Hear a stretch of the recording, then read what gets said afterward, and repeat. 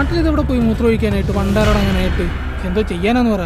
വിഷ്ണു അയ്യോ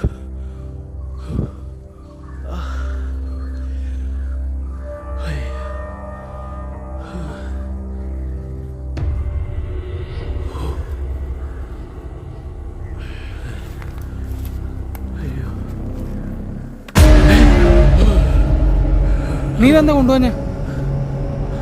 അത് പിന്നെ നീ ഒന്നും പറയണ്ട, വാ, എനിക്ക് മനസ്സിലായി, വാ എനിക്ക് വാ വാ, നീ ഇവിടെ ഇരിക്കണ്ട, വാ പോവാം പോവാം.